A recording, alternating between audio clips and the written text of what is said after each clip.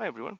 Today we're going to be working on an Nintex form and give the functionality or the look of a tab style form.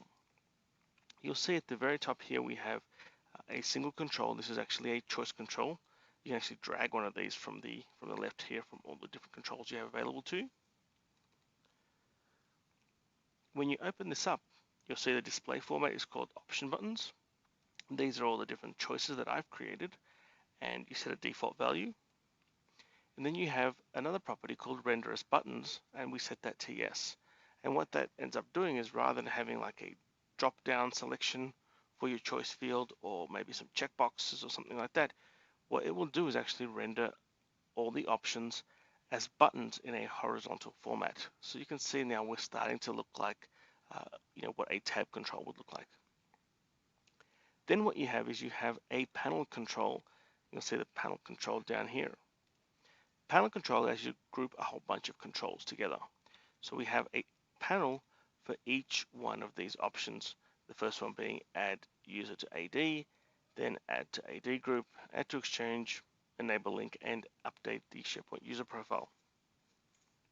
The way this works is that we want to have rules for each one of these panels, so it will hide or show the panel depending on what you click on in the choice control. Now you see I've actually called this choice control my tabs. Now let's move that down here. Now here's the hide create AD user panel.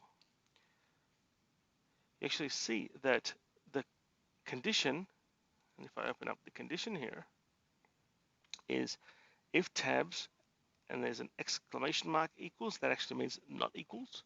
So if the tabs choice control does not equal add user to AD, we're actually hiding that panel.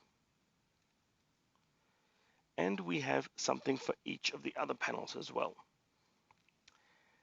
These are the rules that we have here. They're just enabling, disabling certain controls within those panels.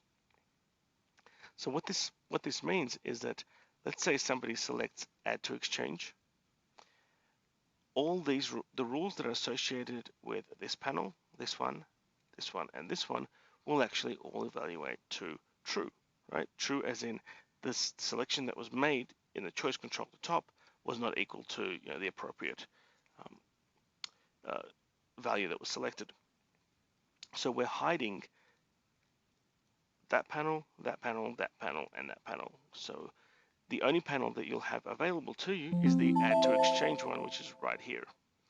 Now, what that means is, if you think about this, if we're hiding these panels, what happens to the space there? Well, Nintex Forms is actually smart enough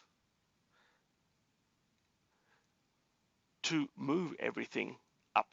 So even though those panels will disappear, we won't have the empty space. Everything will actually move up and fit nicely into the